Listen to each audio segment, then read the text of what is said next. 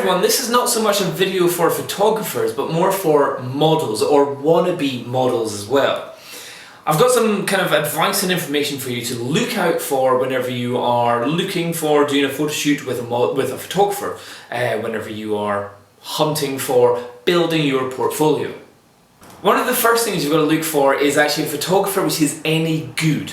Now, looking at their portfolio is a good way to look for it. So if you see a photographer which has a great kind of website, that's always a good sign. If he works for a company, that's always a good sign as well. However, you've got to check, is that his photography?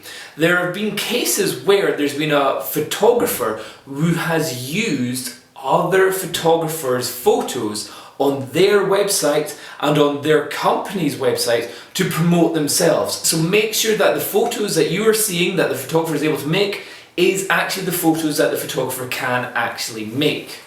The next thing you've got to look for is quantity versus quality. Now, you can get 400 photos from a photo shoot. You don't want 400 photos.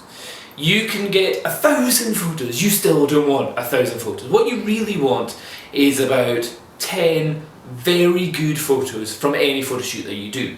So if you see a photographer that's saying, yes, you can get 300 photos and 50 perfectly edited photos, I'm sorry, that's kind of bullshit that you're going to be getting. What you're going to be getting is a whole pile of shit with a whole pile of edited shit as well. I'm sorry for the swear words, but the fact is, there are so many photographers out there that are just taking the piss. Sorry again for the swearing, but it has to be said because I really need to emphasise the fact that some photographers are just so bad, but yet using the idea that some models are so desperate and needing to expand their portfolio. So what you really need to work for is look for quality, not quantity, but quality photos that you can get from the photographer. And again, like the statement before, make sure it's actually the photos that you get from the photographer. Now, the next thing you've got to think about is prices. Okay, there's a whole world of different prices you can get. You can get from beginner photographers that are just doing it for TFP, time for photos, or time for Facebook, or time for CD is what you get, TFCD.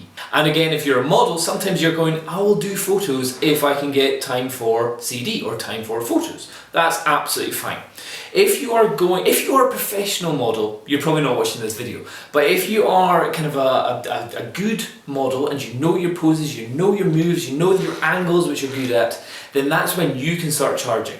If you're a photographer, if you know how to work the model, how to position the model and all that kind of stuff, then that's when you can start charging.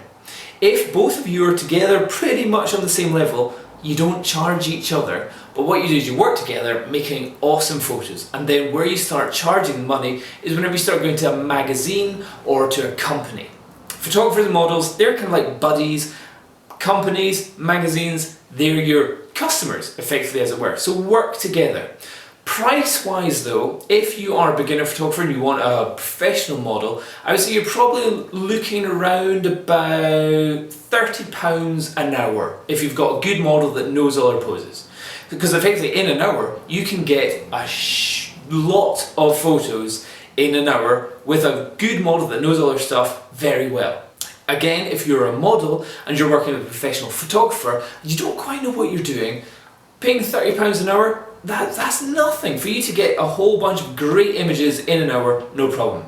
However, what you've always got to remember is that a photographer can take photos and then not edit them and just say, look, we've done a great shoot together, here's your photos. What you want is a great photographer who can also greatly edit your photos. And so an hour's shoot, probably you're going to go around about a £90 to £100 region if you're wanting edited photos afterwards. Because the photo can take 1 hour, or the shoot can take 1 hour, but the editing can take at least 2, maybe 3 hours of editing afterwards. Well, you've got selection and then editing.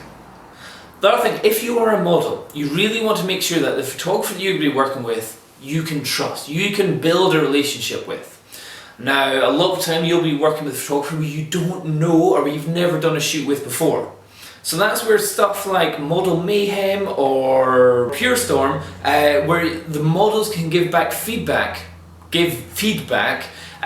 about the shoot that they've just done, is a really good way to kind of develop whether you like the photographer or whether you don't like the photographer. One of the good things that you can do is you can contact the photographer, you can send them an email and just say, hey, can you let me know some of the models that you've worked with, or just ignore that and contact some of the references on the websites where you can say, oh, this model has worked with this photographer. Send them a quick email and say, look, is this a photographer cool? Is he okay? Does he give great photos? Or is he a total weirdo? I've had a couple of cases where I've emailed some models because another photographer has asked me, saying, hey Dom, can I come along and do a shoot with you? And I'm like, yeah, no, I don't know you. But yet some models have said, this guy's a total weirdo. All he did is get me naked and ask me if I've ever had sex. Types of different sex. I won't go into it, but there are some total weirdos out there. So again, if you're a model, please watch out for that. And to avoid that is just asking other models or other photographers what they think of that other photographer. Now you've always got to remember is a lot of photographers are jealous of each other and they always kind of fight sometimes. So it's usually better asking models. Another good thing to do is ask, if you can't get references, say, look, can I bring a chaperone? A chaperone is like either your best friend or your boyfriend or your dad along to a photo shoot. Now, what you've got to really worry about is if there's a photographer that says no chaperones. Oh my god, I'm so dry. Coke, come on, and white brown. Okay, AIDS is it.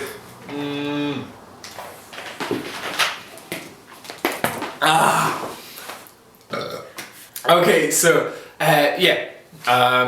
see, what you've got to really worry about is if a photographer says no chaperones, that should, to all of you, be giving massive warning signs, massive like, oh my god, this guy is a rapist. Okay, he may not be a rapist, but you've really got to watch out. If they say no chaperones, that means they don't want you to bring your best friend, your brother, your sister, your dad. Why?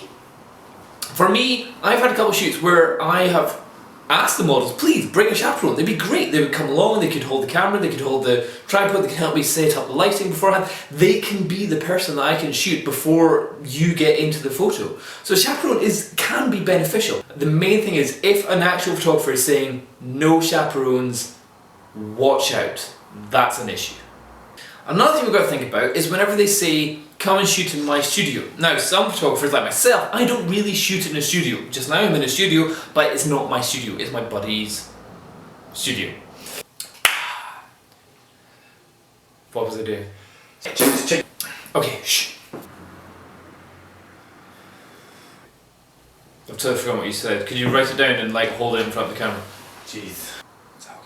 Now, if a photographer asks you to do a photo shoot and he says, come along to my studio, and his studio is a cellar underneath a pub, warning signs again. Now, I will admit I have done some shoots in a cellar underneath a pub, but I've never actually admitted saying, come to my studio. I've said, come, let's do a photo shoot, and we'll do it in a grungy place like underneath a pub. So you've got to watch out. Whenever they say, I have a studio, check out where the actual studio is, what the studio is like. If it's a total grungy hole, avoid like the plague. If it's a nice place with attached toilets, where a place for you to change, where it's like a comfortable, warm atmosphere, that's okay. But watch out again if he's got like CCTV watching you change clothes. That's always a bit of a worry. Okay, so to finish off, we'll give it, so it's our 5-point plan. The first one is check references from other models or other photographers. Check also quality over quantity. You don't want 500 photos, it's not a wedding, you are getting modelling shots. So check that you're getting quality, not quantity. The next thing is pricing. You want to make sure that the price isn't A, ridiculous, or B, really underpriced. But also at the same time, is it time for or time for the other way? You know what I mean. And then check your location. If you're shooting in a dungeon, that's fine. But if you're shooting in a studio, which is a dungeon, watch out for that. And to summarise, if you don't feel comfortable about any of that, take a chaperone. That's a buddy, a friend, a mum, a dad, a brother, a sister, whatever. Take them along with you so you're not worried about anything. See you later. Watching the stairs.